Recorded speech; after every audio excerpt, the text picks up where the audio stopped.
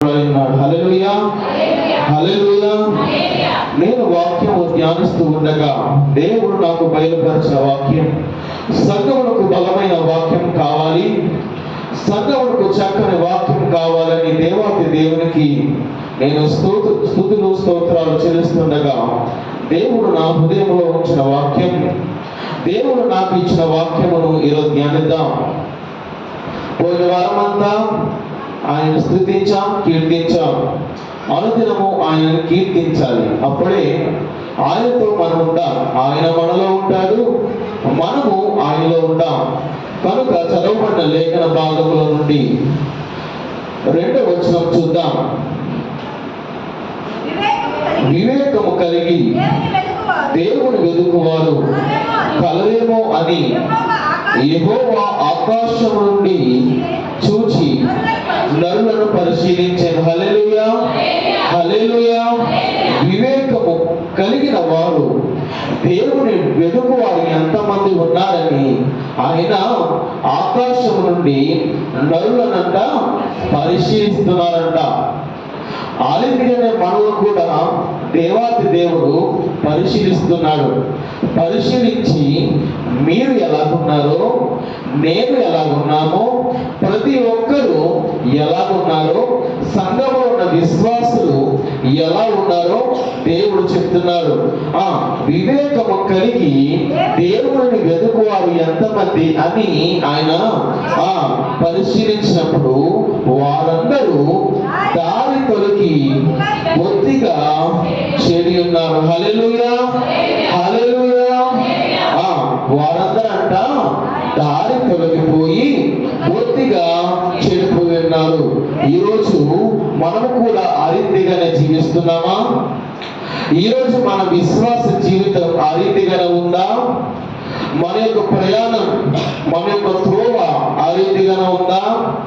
సరి అయిన త్రోవలో మనం నడుస్తున్నామా?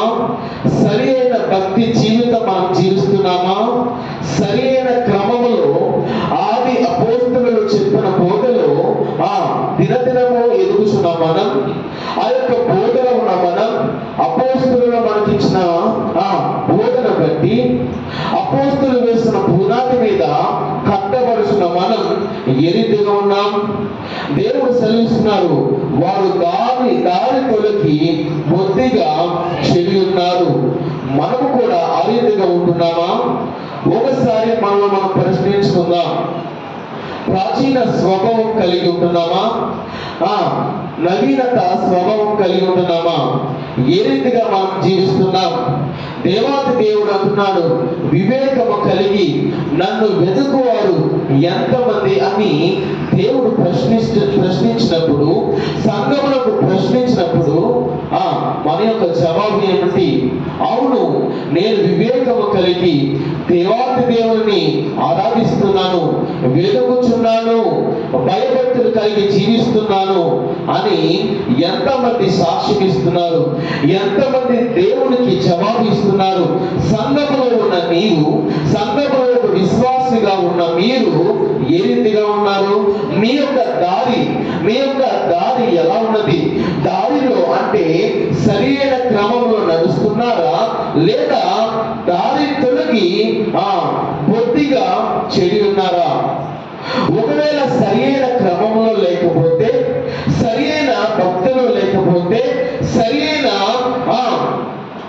దేవునికి చెల్లించలేకపోతే మన భక్తి ఎలా ఉంటుందంటే, ఆ యొక్క సాల్తీ సంఘములో దేవుడు అంటున్నాడు 3వ అధ్యాయంలో 1వ వచనంలో చూస్తే, జీవించుచున్నాము గాని నీవు మృతుడివే. జీవించుచున్నావు అని అనుకుంటున్నావు కానీ నీవు మృతుడివే. ఒకవేళ మన దారి సరిగ్గా లేకపోతే, మనము ఆ యొక్క ఉంచబడిన దారి నుండి తొలగి మనం బొత్తిగా చెడిపోతే ఎలా ఉంటుందంట మన పరిస్థితి? మనం జీవిస్తున్నాము కానీ నీవు మృతుడివే. దీని గురించి అనేకమైన సందర్భాలు, అనేకమైన వాక్యములు దేవుడు మనకు గత వారం తెలియజేసి ఉన్నాడు. మీరు జీవిస్తున్నారు అనుకుంటున్నారు, విశ్వాసములో పెరుగుచున్నాను, ప్రార్థన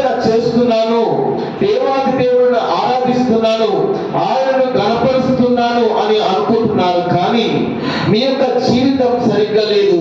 ఆయన ఆకాశం నుండి వంగి నరులను చూసినప్పుడు, నరులను పరిశీలించినప్పుడు ఆ నరులంట ఎలా కనపడుతున్నారంటే వారు వారి దారుల నుండి తొలగిపోయారంట. ఈరోజు మీరు కూడా అలాగే ఉంటున్నారా? ఉంచబడిన త్రోవల నుండి దారి చెడిపోయి నడుస్తున్నారా? సరైన విశ్వాసం లేకుండా, సరైన నిరీక్షణ లేకుండా, భయభక్తులు లేకుండా జీవిస్తున్నామా? ఆరాధన క్రమంలో మనము దేవుని ఆరాధిస్తున్నామా? సరైన క్రమంలో ఆయనకు కీర్తిస్తున్నామా? ఆయనను కొనియాడుతున్నామా? మన ఆరాధన ఏ రీతిగా ఉంటుంది?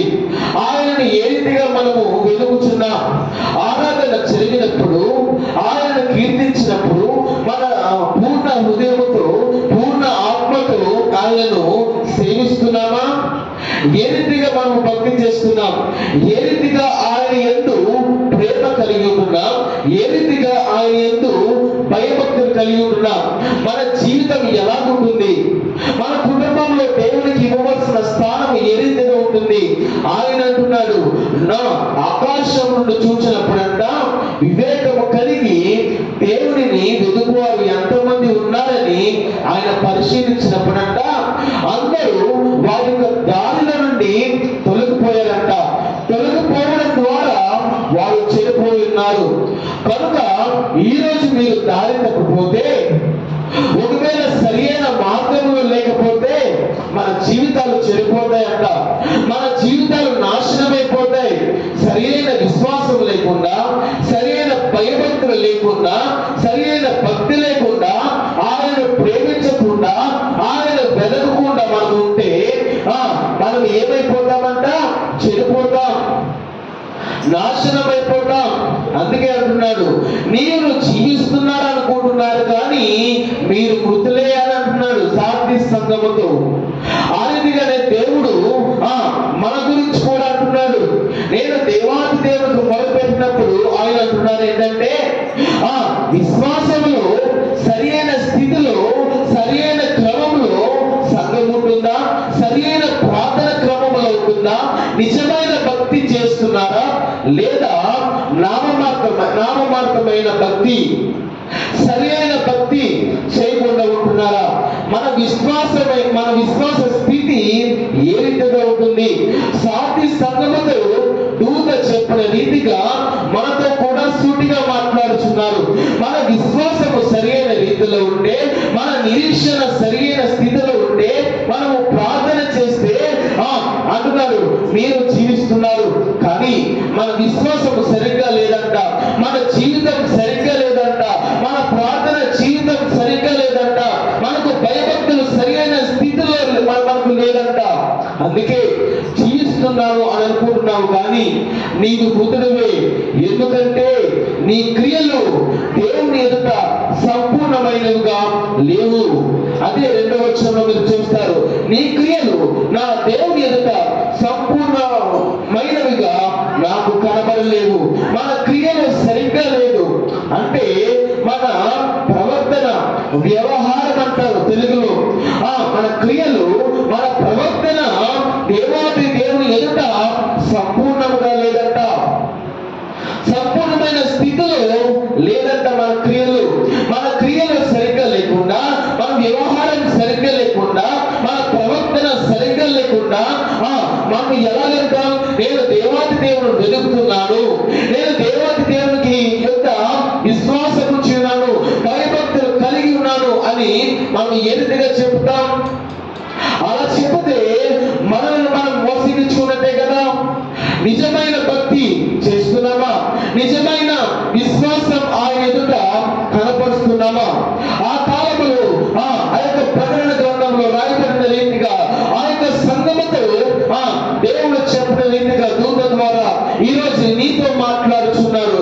సంఘంలో ఉన్న ప్రతి విశ్వాసంతో మాట్లాడుతున్నారు. మీరు జీవిస్తున్నారు కానీ మీరు మృతులే. అంటే నిర్జీవమైన భక్తి, నిర్జీవమైన విశ్వాసం సరైన స్థితిలో మనము లేదు, సరైన విశ్వాసం మనలో లేదు, సరైన ప్రార్థన స్థితి లేదు, సరైన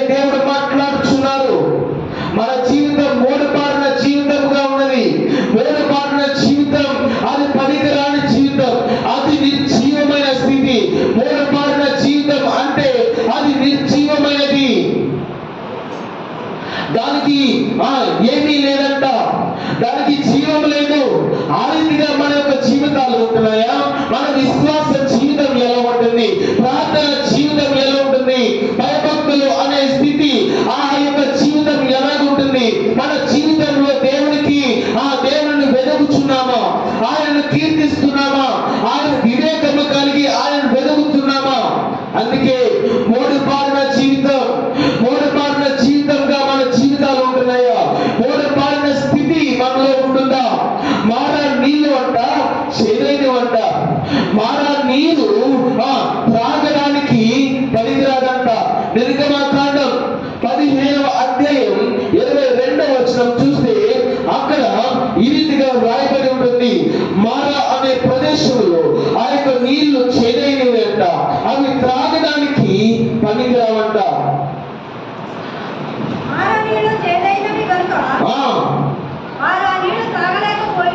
వారు ఆ నీళ్లు త్రాగలేకపోయి, ఆ నీరు అంట చేదైన నీరంట, అవి త్రాగడానికి పనికిరాదంట. చేదైనది అంటే ఆ నీరు పనికిరానిది.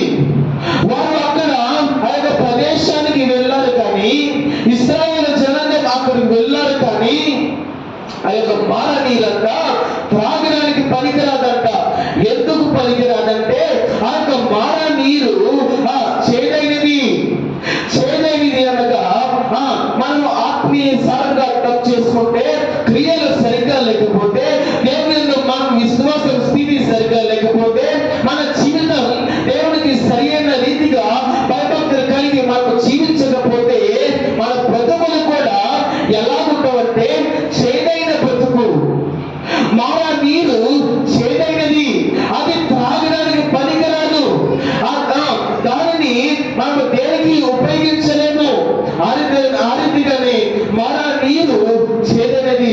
మన జీవితాలు కూడా అలాగే ఉంటున్నాయా? మన విశ్వాస స్థితి కూడా ఆ రీతిగా ఉంటుందా? ఎలా ఉంటుంది? మన భక్తి కుంటి భక్తి, మన భక్తి నిర్జీవమైన భక్తి అని దేవాతి దేవుడు చెప్పుచున్నాడు. మారా నీరు చేదైనది, మూఢపాత్ర జీవితం మనది.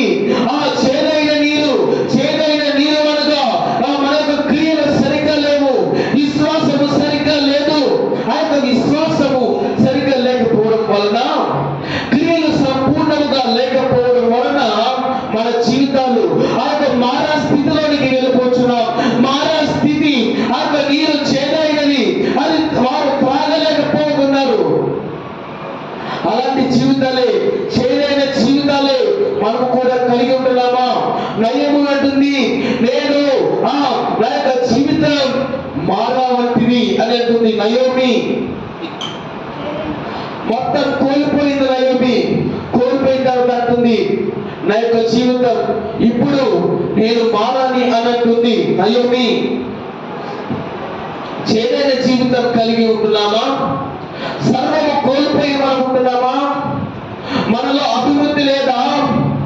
అభివృద్ధి ఉన్నప్పుడు మన దేవాది దేవుని కీర్తించాలి కదా, మన క్రియలు సరిగ్గా ఉండాలి కదా, మన విశ్వాస జీవితం సరిగ్గా ఉండాలి కదా.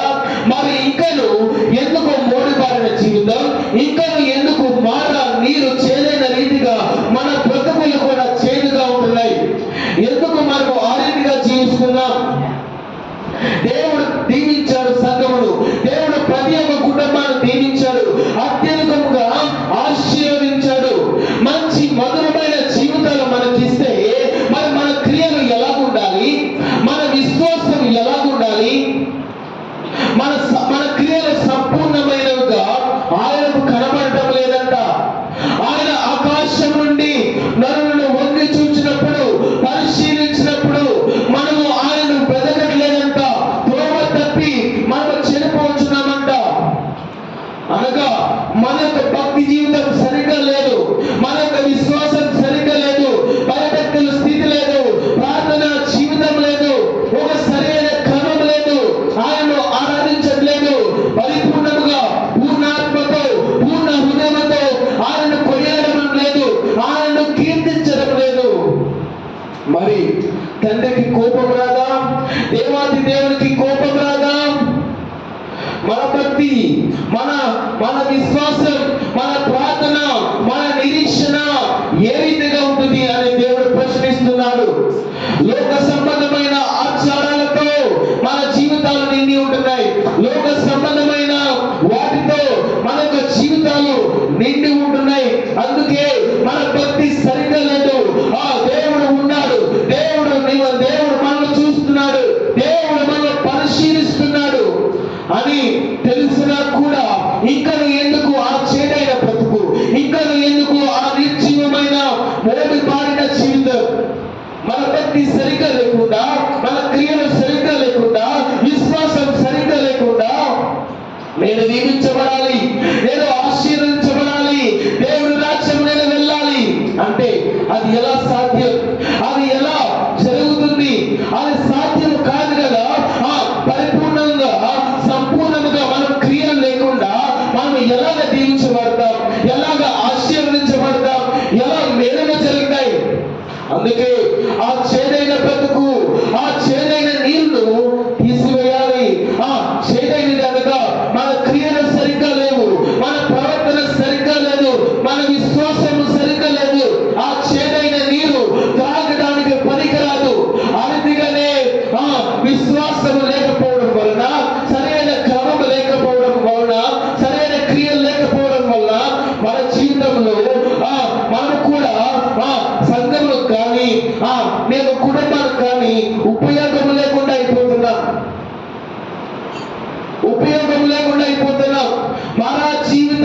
మారా జీవితం చేదైన జీవితం, మూడబారిన జీవితం, నిర్జీవమైన జీవితం. అలాంటి జీవితంలో జీవిస్తే మనం ఎలాగ ఆశీర్వదించబడతాం? అలా జీవిస్తే మనం ఎలాగ దీవించబడతాం? ఎలాగ మనం ఆ యొక్క పరలోక రాజ్యం వెళ్తాం? మనకు నిత్య జీవం ఎలా వస్తుంది? అందుకే మన జీవితం చేదైన జీవితం, ఓడిపాడిన జీవితం, నిర్జీవమైన జీవితం. మన భక్తి నిర్జీవమైన భక్తిగా ఉంటుందా? ఈరోజు మనము సంఘములో ఏ రీతిగా ఉంటున్నాం? సంఘములో మనము ఆయనను ఆరాధిస్తున్నామా? సంఘంలో విశ్వాసంతో దేవుడు మాట్లాడుచున్నాడు. మనము సరైన భక్తి కలిగి జీవిస్తున్నామా? సరైన ప్రార్థన కలిగి, సరైన భయభక్తులు కలిగి మనము జీవిస్తున్నామా? మునుపటి స్థితి ఎలా ఉంటుంది? రక్షించబడిన నీవు దేవుని ఎదుట నీవు ఆయన వెతకాలి కదా. వివేకము పొందుకున్న నీవు, జ్ఞానం కలిగి ఉన్న నీవు ఆయన వెతకాలి కదా. ఆయనను మనము జీవించాలి కదా విశ్వాసం ఉంచి. మరి ఇంకా ఎందుకు మన భక్తి సరిగ్గా లేదు? మన భక్తి ఎందుకు నిర్జీవమైన భక్తిగా, ఎందుకు కుంటితనమైన భక్తిగా మన జీవితాలు ఉంటున్నాయి, మన కుటుంబాలు ఉంటున్నాయి? ఒకవేళ కుంటితనమైన భక్తి మనలో ఉంటే, నిర్జీవమైన భక్తి మనలో ఉంటే, చేదైన భక్తి, చేదైన జీవితం మన జీవితాల్లో ఉంటే కుటుంబానికి ఆశీర్వాదం ఉన్నది కదా, మనకు మేలు జరగవు కదా. అందుకే సరిగ్గా ఆయన ఉండాలని తెలుసు, ఆయన మనుషులతో మాట్లాడతారని తెలుసు, ఆయన మనల్ని పరిశీలిస్తారని తెలుసు, ఆయన నిజమైన దేవుడని తెలుసు, ఆయన ఒక్కరేని తెలుసు. అన్నీ తెలిసినా కూడా, అన్నీ మనకు తెలిసినా కూడా ఇంకా ఎందుకు ఓడిపాడిన జీవితం, కుంటితనమైన భక్తి ఎందుకు? మారా అనే జీవితం, చేదైన జీవితం ఇంకా ఎందుకు మన జీవితాలు ఆ రీతిగానే ఉంటున్నాయి? అపోస్తల కార్యములు 3వ అధ్యాయము 1-2 వచనాలు చూస్తే అక్కడ దేవాలయంలోని దగ్గర ఒక భిక్షమంటకు ఒక కుంటివాడు ఉంటారంట.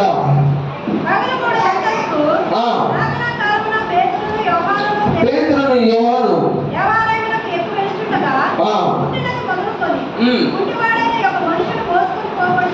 మోసుకొని పోబడుచున్నాడు. వారు దేవాలయంలోనికి వెళ్ళు వారిని భిక్షమంటకు కొందరు ప్రతిదినము వారిని శృంగారము దేవాలయము ద్వారమునొదట ఉంచుచు వచ్చిరి. ఆ కుంటివాడు ఉన్నారంట దేవాలయం దగ్గర. ఆ దేవాలయంలోనికి వెళ్ళి వచ్చి వారిని ఆ కుంటివాడు ఏమంటాడంట? భిక్షమని ఉంటాడు. శ్రద్ధగా వినాలి. ఆ కుంటివాడు ఎక్కడ ఉంటాడంటే అతను నడవలేడు. అతనిని ప్రతిదినము కొందరు శృంగారమును దేవాలయం యొక్క ద్వారము దగ్గర కూర్చోబెడతారంట. అక్కడ కూర్చున్నప్పుడు అతను నడవలేడు, దేవాలయంలోకి వెళ్ళలేడు. కానీ దేవాలయంలోనికి వెళ్ళి వచ్చేవాడిని భిక్షం అడుగుతారంట. ఇదే రీతిగా మనము ఆత్మీయమైన అర్థము తీసుకుంటే కుంటి భక్తి. దేవుడు మనతో మాట్లాడుచున్నాడు అనగా మనకు దేవుడు తెలుసు, దేవాది దేవుడు తెలుసు, ఆయన గొప్పవాడు, ఆయన మహిమ గొప్పదని తెలుసు. ఆయనను కూడా ఆయనలోనికి మనం ప్రవేశించలేకపోతున్నాం. ఆ కుంటివాడు శృంగారమని దేవాలయంలోనికి ప్రవేశించలేదంట. మన భక్తి కూడా అలాగే ఉంటుంది కాబట్టి మనము దేవునిలోనికి ప్రవేశించలేకపోతున్నాం. మన కుటుంబంలో కూడా అనేక మంది రక్షణలోకి రావడం లేదు. కుంటితనమైన భక్తి. ఆయన తెలుసు, దేవాది దేవుడు తెలుసు, ఆయన ఒక్కరి నిజమైన దేవుడు అని తెలుసు, ఆయన మహిమ గొప్పది, ఆయన ప్రభావం గొప్పదని తెలుసు. కానీ ఆయనలోనికి రావడం లేదు. రాకుండా వచ్చిన వారిని ఏమడుతున్నాడంటే భిక్షమడుతున్నాడు. ఈరోజు చాలా మంది అలాగే అంటారు, నా గురించి ప్రార్థన చేయండి, అమ్మగారు నా గురించి ప్రార్థన చేయండి, అయ్యగారు నా గురించి ప్రార్థన చేయండి, సహోదరుల దగ్గర అయితే నా గురించి ప్రార్థన చేయండి, మా యొక్క కుటుంబాల గురించి ప్రార్థన చేయండి, పిల్లల గురించి ప్రార్థన చేయండి, వారికి అభివృద్ధి కొరకు ప్రార్థన చేయండి, నాకు నీరసం ఉంది, నాకు బలహీనం ఉంది, ఆర్థికమైన పరమైన ఇబ్బందులు వచ్చేట నేను ఉన్నాను, నా గురించి ప్రార్థన చేయండి. అలాగే మనం కూడా ఆ కుంటివాడు ఎలాగైతే ఆ దేవాలయంలోనికి వెళ్ళిన వారిని ఎలాగైతే భిక్షమాడుతున్నారో మన జీవితాల్లో మనం కూడా ఆ రీతిగానే వెళ్ళిన వారిని అడుగుతున్నాం. మన జీవితాలు సరిగ్గా ఉంటే, కుంటితనమైన భక్తి మనలో లేకపోతే మనమే సూటిగా దేవునిలోకి వెళ్ళి దేవుడినే అడుగుతాం కదా. కుంటితనమైన భక్తి, కుంటితనమైన విశ్వాసం మనలో లేకపోతే, పరిపూర్ణముగా ఉంటే లోనికి వెళ్ళిపోయి దేవుడి దగ్గరికి వెళ్ళిపోయి మనమే అడుగుతాం కదా. కుంటితనమైన భక్తి ఉండడం వల్ల, కుంటితనమైన విశ్వాసం మనలో ఉండడం వల్ల, అంటే దేవుడు తెలుసు, దేవుడు ఉన్నాడని తెలుసు. అందుకే మీ క్రియలు ఉన్నాయి, మీలో ఉన్నాయి, కొన్ని క్రియలు ఉన్నాయి, కానీ అవి సంపూర్ణముగా లేవు అని దేవుడు అంటున్నాడు. ఆ యొక్క సంగముతో క్రియలు ఉన్నాయి కానీ సంపూర్ణముగా లేవు. నీవు జీవిస్తున్నావు, నీవు మంచి జీవితమే జీవించవచ్చు, కానీ దేవుడిలోనికి రావడం లేదు. నువ్వు దేవుడిలోనికి రాలేకపోతున్నావు. దేవుడిలోనికి వస్తే నీవు దేవుడితోనే మాట్లాడతావు కదా, నీవు దేవుడిలోనే ఉంటావు కదా, నీవు దేవుడితోనే సంభాషిస్తావు కదా. కుంటితనమైన జీవితం ఉండడం వలన ఆ కుంటివాడు దేవాలయంలోనికి రాలేకపోతున్నాడు, దేవాలయంలోనికి ప్రవేశించలేడు. అలాగే కుంటితనమైన భక్తి మనలో ఉండడం ద్వారా, కుంటితనమైన జీవితం, కుంటితనమైన విశ్వాసం మనలో ఉండడం ద్వారా మనకు దేవునిలోనికి, దేవుని యొక్క మహిమలోనికి, దేవుని యొక్క సంఘములోనికి ప్రవేశించలేకపోతున్నాం. ఈరోజు మీకు కుటుంబంలో ఉన్న ఇతరులు ఎందుకు మందిరంలోనికి రావడం లేదంటే, వారి యొక్క జీవితం ఎలా ఉంటుందంటే కుంటితనమైన జీవితం. మీరు వస్తున్నారు, దేవుడు మీ కుటుంబాలను దీవిస్తున్నాడు, ఆశీర్వదిస్తున్నారు, దేవుడు ఉన్నారని వారికి తెలుసు. కానీ వారు ఎందుకు రావడం లేదంటే, ఎందుకు ఆ దేవాలయంలో ప్రవేశించడం లేదంటే కుంటితనమైన భక్తి, కుంటితనమైన జీవితం. అందుకే మన భక్తి ఎలా ఉంటుందంటే కుంటితనమైన భక్తి, నిర్జీవమైన భక్తి అనగా మోడిపారిన జీవితం, చేదైన జీవితం అలాగే ఉంటుంది. కుంటి భక్తి, ఆ యొక్క కుంటివాడు లోనికి వెళ్ళలేడు. మన జీవితాలు కూడా కుంటితనముగా ఉంటున్నాయి. కుంటితనముగా ఉండడం ద్వారా లోనికి వెళ్ళడం లేకపోతున్నాం, దేవుని దగ్గరికి వెళ్ళలేకపోతున్నాం, సమీపించలేకపోతున్నాం దేవుని యొక్క తేజస్సు దగ్గరికి. ఈరోజు మనం పరిశీలించ నేర్చుకుందాం. మన భక్తి జీవితం ఏ రీతిగా ఉంటుంది? నిర్జీవమైన భక్త, కుంటితనమైన భక్త, లేకపోతే సంపూర్ణమైన భక్త? మన జీవితము, మన యొక్క జీవితంలో మనము చేస్తున్న భక్తి, మన విశ్వాసము దేవుని ఎదుట ఎలా ఉంటున్నా? ఆ యొక్క కుంటి వారిని అంట కొంతమంది వాటిని ఆ దేవాలయం దగ్గర కూర్చోబెడుతున్నారంట. అలాంటి స్థితిలో ఉన్నాడు. ఈ రోజు కూడా మీరు కూడా అంతే. ఇరుగు పొరుగు వారు చర్చికి వెళ్దాం, దేవుడి దగ్గరికి వెళ్దాం అనే వరకు మనము ఒకరు రావాలంటే నలుగురు పిలిస్తే కానీ రావడం లేదు. అదే కుంటితనమైన జీవితం. 10:30 గంటలకు మన ఆరాధన సమయం అంటే 11 గంటల 8 నిమిషాలకు మనం వస్తాం. 11 గంటల 15 నిమిషాలకు మనం వస్తాం. మరి అంతసేపు ఎందుకు రావడం లేదంటే కుంటితనమైన జీవితం.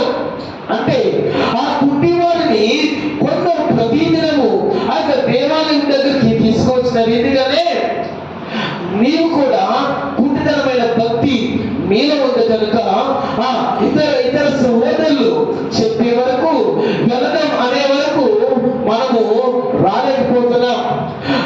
శనివారం ఉపవాస ప్రార్థనకు ఎందుకు రావడం లేదంటే తక్కువ మంది వస్తున్నారు, నాతో ఎవరు రావడం లేదు, అందుకు రాలేకపోతున్నాను అని అంటారు. అదే కుంటితనమైన జీవితం, అదే నిర్జీవమైన జీవితం. అదే అంటున్నాడు దేవుడు. అలా జీవిస్తే మీకు అభివృద్ధి ఉండదు, అలా జీవిస్తే మీకు ఫలితం ఉండదు అంటారు. ఎందుకు రావడం లేదంటే నేను ఒక్కదాన్ని వస్తున్నాను, లేకపోతే నేను ఒక్కడినే వస్తున్నాను, ఇతరులు రావడం లేదు అంటే నీ వరకు ఇతరులు రావాలా? మన జీవితం అలాగుంటుందా? ఆ కుంటివాడు నడవలేడు కనుక, ఆ కుంటివాడు సరైన స్థితిలో రాలేడు కనుక అతనిని తీసుకువస్తారు కొందరు. మరి మనము దేవుడి దగ్గరికి రావాలంటే మనం తీసుకురావాలా? మనకు చేతులు ఉన్నాయి, కాళ్ళు ఉన్నాయి, నడవడానికి చేతులు ఉన్నాయి, పని చేయడానికి నడవడానికి కాళ్ళు ఉన్నాయి, పనులు చేయడానికి చేతులు ఉన్నాయి. దేవునికి ఆరాధించుటకు, దేవునికి కొనియాడుటకు చేతుల చేత చప్పలు కొడతాం, నోటి చేత ఆయనను ఆరాధిస్తాం. మరి దేవుడు మనకు ప్రతిదీ ఇచ్చాడు కదా, పుట్టితనమైనది ఏది ఇవ్వలేదు కదా. మరి మనం ఎందుకు దేవుని దగ్గరికి సమీపించడం లేదు? మనం ఎందుకు దేవుని దగ్గర రావడం లేదు? మన భక్తి అరేంజ్గా ఉంటుందన్నమాట, మన జీవితం అలా ఉంటుందన్నమాట, సంఘంలో ఉన్న మనం అలా జీవిస్తున్నాం అన్నమాట. అందుకే అంటున్నాడు, అలాంటి జీవితం మనం జీవించకూడదు, నిర్జీవమైన జీవితం మనం జీవించకూడదు, పుట్టితనమైన జీవితం మనలో ఉండకూడదు. పుట్టివాడు లోనికి రాలేడు కనుక అతను భిక్ష పెట్టుకుంటున్నాడు. అదే లోనికి వస్తే, అదే అతను లోనికి ప్రవేశిస్తే అతనికి ఆశీర్వాదం, అతను దీవించబడతాడు. అలాగే నీవు దేవుని దగ్గరకు వస్తే నీవు కూడా దీవించబడతావు, నీవు కూడా ఆశీర్వదించబడతావు. కనుక మన యొక్క జీవితాలు ఎలా ఉంటున్నాయి? ఓడిపాడిన జీవితం, నిర్జీవమైన జీవితం, కుంటితనమైన జీవితంగా మన జీవితాలు ఉంటున్నాయా? ఆయన మధురముగా మార్చాడు, మన జీవితాలను మధురముగా చేశాడు, అభివృద్ధి పరిచాడు, దీవించాడు, అత్యధికముగా ఆశీర్వదించినా కూడా మనము దేవుడి దగ్గర రావడం లేదు. ఎందుకంటే శనివారం రావాలంటే, లేదా బయట ఎక్కడైనా ఇంటి దగ్గర కృతజ్ఞత కూడికలకి రావాలంటే, లేకపోతే సంఘంలో ఆదివారం రావాలంటే, కూడికలకు రావాలంటే ఇతరులు ప్రోత్సహిస్తే గాని, ఇతరులు వస్తే గాని రాలేకపోతున్నాం. అది మన యొక్క జీవితం. ఆ యొక్క కుంటి వారిని కొందరు తీసుకువస్తే గాని అతను రాలేదు. మరి మనకు చేతులు ఉన్నాయి, మనకు కాళ్ళు ఉన్నాయి, దేవుడు రావడానికి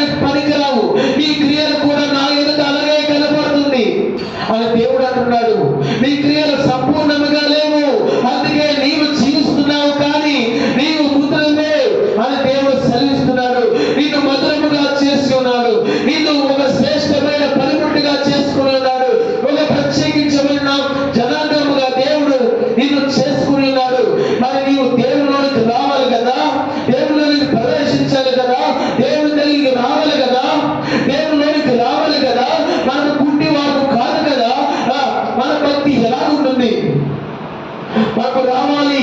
దేవుని యొక్క సన్నిధికి వస్తే ఆశీర్వాదం.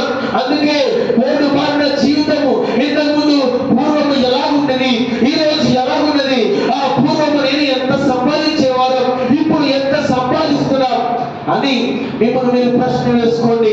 దేవుడు మిమ్మల్ని ఎలాగ అభివృద్ధి చేశారో మీకే తెలుస్తుంది. ఇంతకు ముందు 100 రూపాయలు సంపాదించి ఉండవచ్చు, అదే ఈరోజు 10,000 సంపాదిస్తూ ఉండవచ్చు. డిఫరెన్స్ అంటే రెండరికి వ్యత్యాసం ఏది? అదే అభివృద్ధి. దేవుడు దీవించాడు, అలాగే దీవించాడు కదా. మరి దీవించినప్పుడు మన జీవితాలు ఎందుకు కుంటితనమైన జీవితాలు ఉంటున్నాయి? మరి మన క్రియలు ఎందుకు సంపూర్ణంగా లేవు? మన జీవితం ఎందుకు మూడపాడిన జీవితముగా, నిర్జీవమైన జీవితముగా, నిర్జీవమైన భక్తిలో మనం ఎందుకు జీవిస్తున్నాం? మనం ఎందుకు అరితిగా ఉంటున్నాం? మూడుబారిన జీవితాలను చిగురింపచేయగలవు నీవు.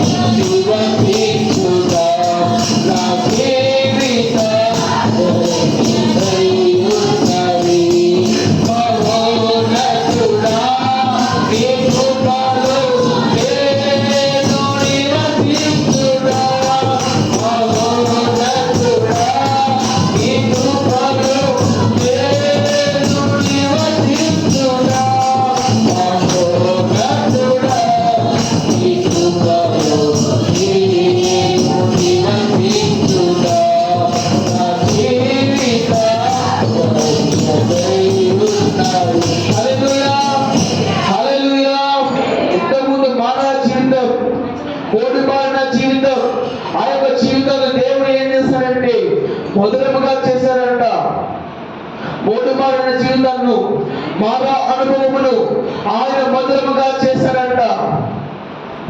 మరి ఎందుకు ఆ రీతిగా దేవుడు మనల్ని అభివృద్ధి చేశాడు?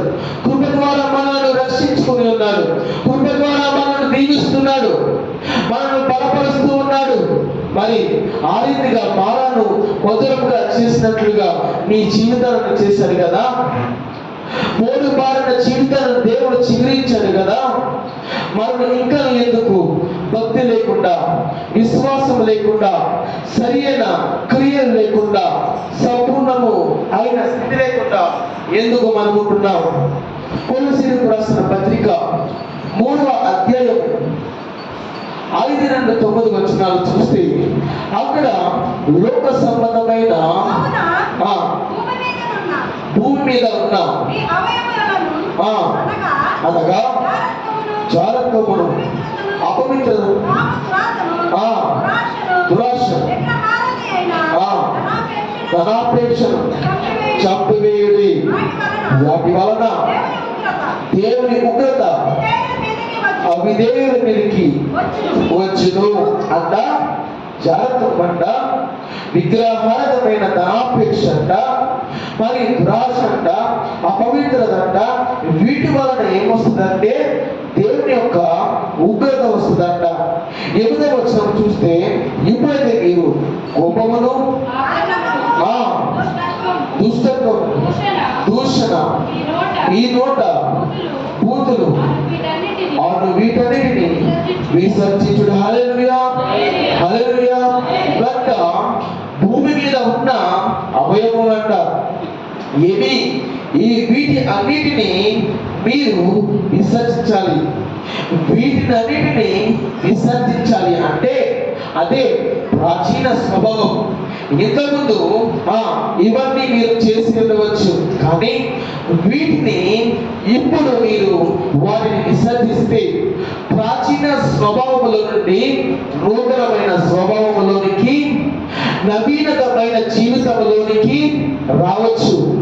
కనుక ఆ కొలసీల్లో చక్కనివి అపవిత్రత, దురాశ మరియు అనేకమైనవి, బూతులు, ఆగ్రహము, దుష్టత్వము, ఇవన్నీ రాసి ఉన్నాయి. ఆ కొలసీలు రాసిన 3వ అధ్యాయంలో మనం చదువుకున్నాం. వాటిని అన్నిటినీ మనం విసర్జించాలి. అవే ప్రాచీనమైన స్వభావం. వాటిని మనం విసర్జించి మనకు దేవునిలోనికి వస్తే అదే నూతనమైన జీవితం, అదే నవీనతమైన జీవితం. కనుక అలాంటి జీవితాన్ని మనం జీవించాలి. అదే కొలసీల్లో 2వ అధ్యాయంలో 8వ వచనం చూద్దాం.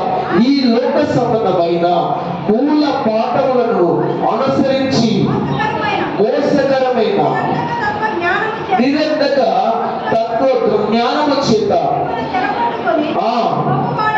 పోవాడెవరైనా ఊరునేమో అని జాగ్రత్త పడి ఈ లోక సంబంధమైన మూల పాఠములను అనుసరిస్తే మోసకరమైన నిరంతకమైన తత్వ జ్ఞానము కలిగి ఉంటే మనం జాగ్రత్తగా ఉండాలంట. ఆ లోక సంబంధమైన మూల పాఠాలు వాటిని అనుసరించకూడదంట. ఆ లోక సంబంధమైన వాటిని మనము అనుసరించకూడదు, వాటిని తీసివేయాలి. అదే భూమి మీద ఉన్న అవయములు జాగ్రత్తము, అపవిత్రత, దురాశ, విగ్రహారాధన మరియు ఆ వచనంలో దుష్టత్వము, దూషణ, కోపము, ఆగ్రహము మరియు మొదలైనవి. అవే లోక సంబంధమైన మూల పాఠములు. అవి మీ దగ్గర ఉన్నాయేమో పరిశీలించుకోండి. వాటిని తీసివేయాలి. తీసివేసి 9వ వచనం ఎలా అనగా 2వ అధ్యాయంలో 9వ వచనం ఏలయనగా దైవత్వం యొక్క సర్వ పరిపూర్ణత శరీరముగా క్రీస్తునందు నివసించుచున్నారు. అంటే ఎలయనగా దైవత్వం యొక్క సంపూర్ణమైన శరీరముగా మనం జీవించాలి.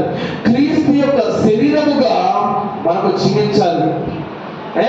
ఎలాగంటే ఆ యొక్క లోక సంబంధమైన దానిని తీసివేసి యేసుక్రీస్తు అనే శరీరములో మనము జీవించాలి. సంపూర్ణముగా మనము జీవించాలి. కనుక ఆ లోక సంబంధమైన వాటిని తీసివేయాలి. లోక సంబంధమైన అవయవాలు మనం కలిగి ఉంటే ఇక్కడ విశ్వాసముగా మనం కుంటివారం అయిపోతాం. లోక సంబంధమైన మూల పాఠాలు మనలో ఉంటే, లోక సంబంధమైన భూమి మీద ఉన్న అవయవులు మనం కలిగి ఉంటే, ఇక్కడ భక్తులు విశ్వాసంలో మనము కుంటివారుగా ఉంటాం. మనకి భూమి మీద ఉన్న అవయవాలు మనకు వద్దు.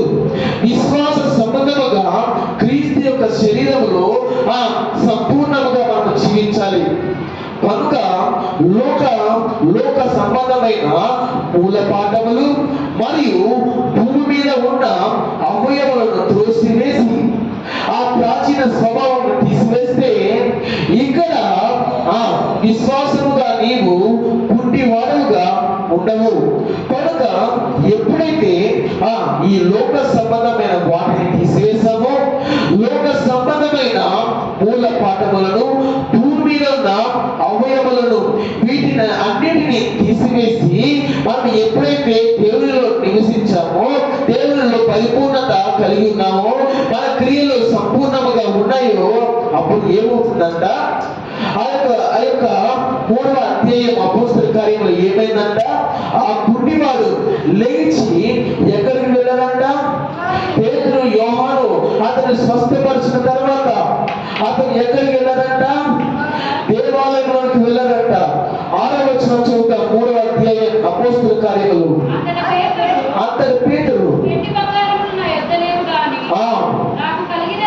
నాకు కలిగినదే మీకు ఇచ్చుచున్నాను. యేసుక్రీస్తు నామమున నలుగుమని చెప్పి వారిని కుడి చేయి పట్టుకుని లేవనెత్తదు. వెంటనే వారి పాదములను చీల మండలమును బలము పొందారంట. వాడు దిక్కున లేచి హల్లెలూయా లేచి ఎక్కడ వెళ్ళాలంట. 10వ వచనం, శృంగారమును దేవాలయపు భిక్షము కొరకు కూర్చున్న వాడు వీడే అనుకుంటే కూర్చి విస్మయము పొందారంట. కనుక అతను పుట్టివాడే, కానీ ఎప్పుడైతే అతను పొలం పొందాడో ఎక్కడున్నంట పాదములు శీల మండపం నుండి ఎప్పుడైతే అతను పొలం పొందాడో శృంగారమును దేవాలయంలోనికి వెళ్ళాడంట. దిగ్గున లేచి అక్కడికి లేచి వెళ్ళనట. అక్కడికి వెళ్ళి ఆయనను ఎలాగంట వాడు దిగ్గున లేచి నిలిచి నడుచుచు గంతులు వేయించు దేవుని స్తుతించుచు వారితో కూడా దేవాలయంలోనికి వెళ్ళెను. హల్లెలూయా హల్లెలూయా. కనుక ఆ యొక్క పుట్టివాడు ఏమైందంట, అతనికి బలం వచ్చిందంట. పాదములకు శీల మండములకు బలం వచ్చిన తర్వాత అతను దిక్కున లేచి నడిచి దేవుని యొక్క దేవాలయంలోనికి వెళ్ళి గంతులు వేసి దేవాది దేవుని స్తుతించాడంట. వారితో అంటే పరిపూర్ణముగా పుట్టి వారు కాదు, ఎవరు శృంగారమును దేవాలయంలోకి వచ్చిన వారు.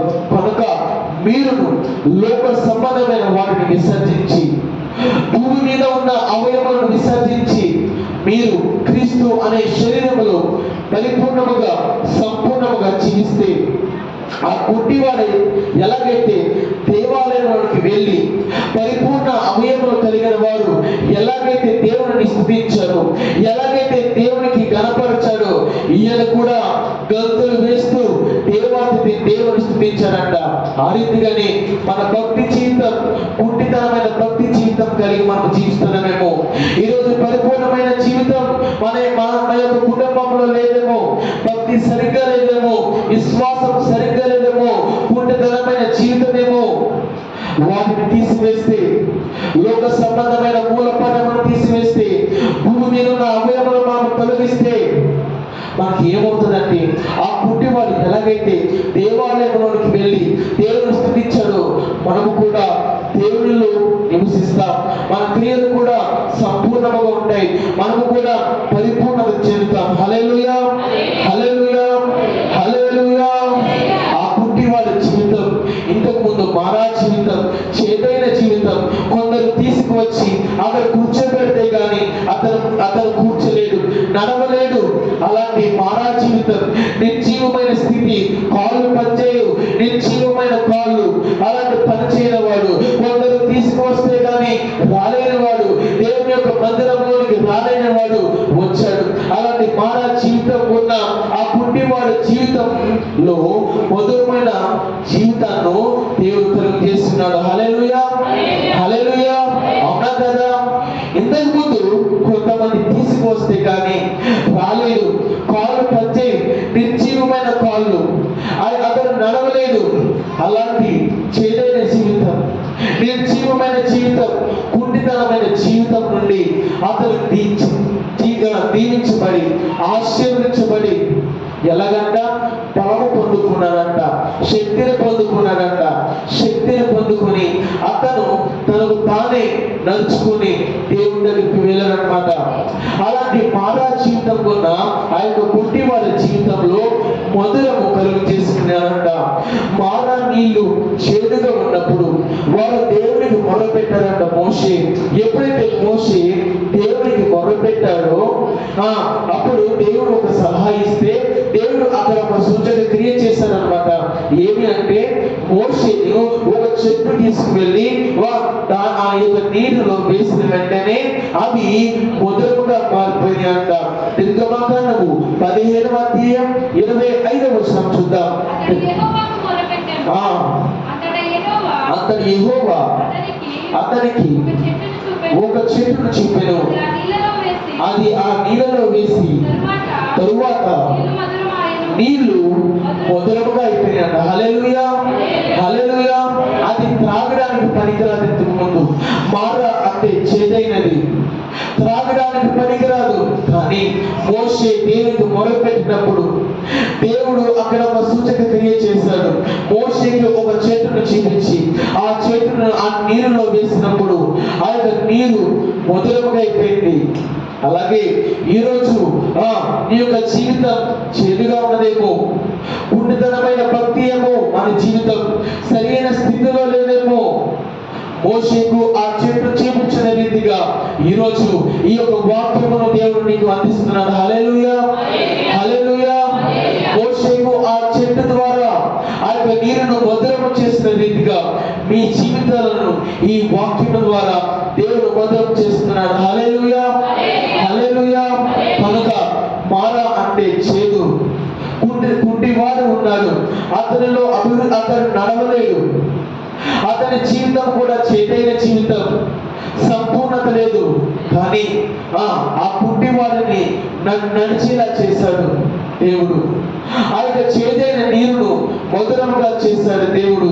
కనుక నీవు నీ యొక్క క్రియలు సంపూర్ణంగా లేకపోతే, నీవు సరైన భక్తి లేకపోతే, మీరు మారితే ఎలాగంట ఆ యొక్క మారా నీరులో చెట్టు వేసిన వెంటనే మధురముగా అయిపోయిన రీతిగా నీ జీవితంలో ఈ యొక్క వాక్యమును నీవు అనుసరించి నడిస్తే, దేవుడు చెప్పుచున్న మాటలను, దేవుడు చెప్పిన ఆ వాక్యమును నీవు అనుసరిస్తే, ఆ మారా నీరు చేదైన నీరు మధురముగా మారిన రీతిగా, కుంటివాడు నడిచిన రీతిగా నీవు కూడా నీ క్రియలను సంపూర్ణం చేసుకుంటే, భూమి మీద ఉన్న అవయములు మనము కలిగి లేకుండా, లోక సంబంధమైన మూల పాఠములు మనం అనుసరించకుండా జీవిస్తే, దేవుడిని వివేకముతో మనకు దేవుడిని వెతికితే, దేవుడు తప్పకుండా మన జీవితాలను కూడా మధురంగా చేస్తాడు. హల్లెలూయా, హల్లెలూయా. ఆ రీతిగా ఇశ్రాయేలుకి మధురమైన నీరును దేవుడు అందించాడు. ఆ రీతిగా కుంటివాడు చచ్చుపడిపోయిన కాళ్ళను నడవనిచ్చాడు దేవుడు. మరి మన జీవితాల్లో కూడా అలాంటి చచ్చుపడిపోయిన భక్తులు ఉంటున్నామేమో, పుణ్యతనమైన భక్తులు ఉంటున్నామేమో మన సంఘములు. కనుక అభివృద్ధి పొందుదాం, సరైన అవయవం కలిగి విశ్వాసములు, భక్తిలో మనం ఎదుగుదాం, మధురమైన జీవితంలోనికి వెళ్దాం. అలాంటి మధురమైన జీవితం మనకి ఇచ్చిన గాక. ఆమేన్, ఆమేన్. సాక్ష్యము సమయంలో కలిసి సాక్ష్యం చెప్తాం. సాక్ష్యమిచ్చేదా మన స్వామి యేసు దేవుడనొచ్చు సాక్ష్యం